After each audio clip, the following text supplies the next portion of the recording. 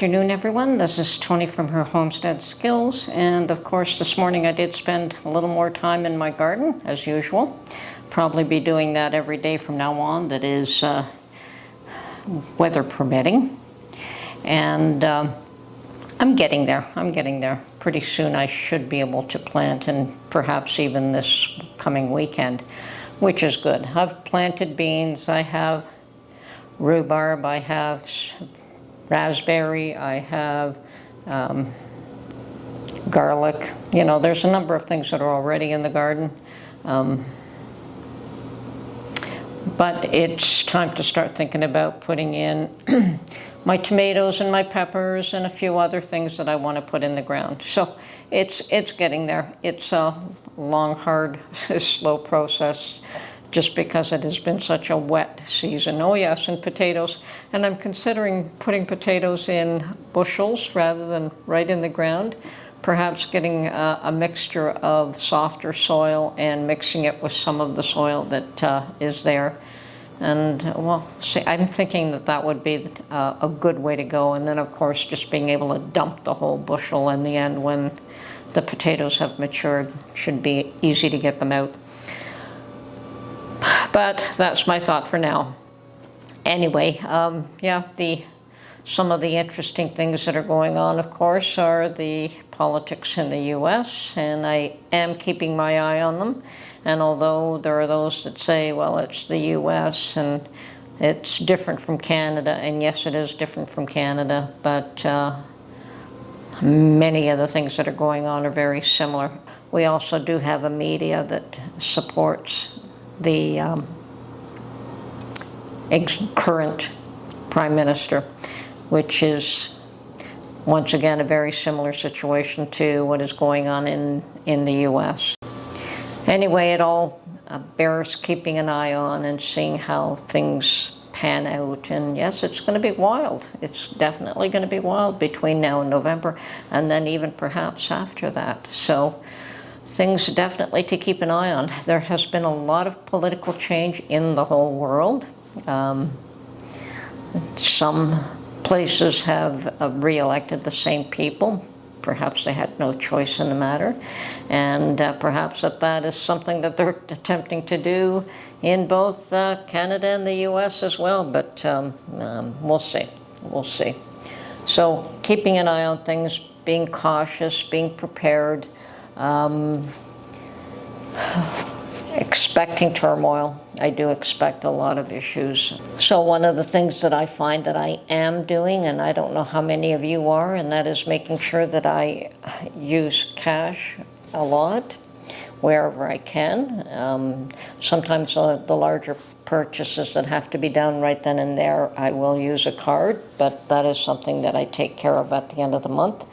But even, you know, for my smaller day-to-day purchases, picking up a few things here or a few things there, or something at the thrift shop, even though they do have those machines where you can check out yourself. All of these places have them now.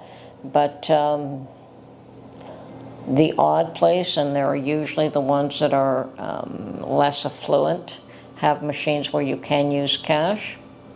Like our Dollarama stores do have machines that allow cash, and I'll use it then. Otherwise, I wait for a cashier. And there's always still one cashier around. There may not be many, depending on the size of the store, depending on the clientele they have and how many they have. But I do try to use cash. Now, at places like Costco, even if you use cash, because you have that membership card and they scan the card before you even pay for anything, they keep a record of absolutely everything that you spend there, everything that you buy, the way that you pay, they keep a record of everything. So there's too much of that going on as far as I'm concerned. There's really no need for every corporation and every government entity to know exactly where you're spending your money, how you spend it, and how much you spend. Like, it's really none of their business. There is just so much that is going on that is interfering in our day-to-day lives, that just too much information that is going out there that people are taking advantage of. So we try to minimize that as much as possible. You can't always. I mean, they're always going to get a whole lot of information. How much of your life should be personal and how much should be public? Now, there are people that like to hear all kinds of personal things about other people, and I myself like to be a little bit, I like to keep a fine line between what I feel is personal and I don't wish to share, and what I feel is shareable, and I will do that. It's not that I'm trying to be an enigma, you know, hidden away or something. No, there are certain things, though, that are private and personal that really don't concern anyone but me, and I don't care to share it. Now, if at some point in the future I decide that I'm fine sharing that bit of information, that's all fine and dandy. That is something that is very individual to each person, how much they're willing to share.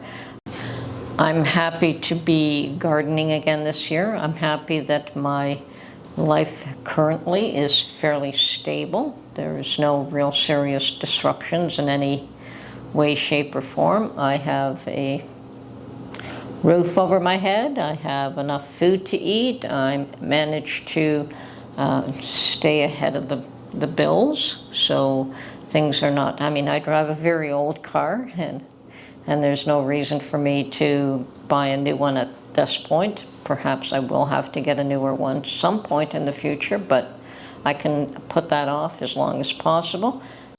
And I would hope that I could still buy a gas-powered car when I am ready to replace this one. Unfortunately, I always loved driving standard. I learned how to drive in a standard car, and up until this particular car, all my cars were standard. And it was, I really didn't like going to automatic, but standard cars are few and far between these days. I know that they're still available, but not where they were. You can get any make and model in a standard car at one time, not anymore. Everything is automatic, everything is made so that people don't have to think. Unfortunately, that's the issue. And I would like to tell people, continue to think, continue to experiment, continue to challenge yourself, to do new things, to look at another point of view, to, I'm not saying be somebody that you're not, no, but have your heart and your mind and your eyes open to new things.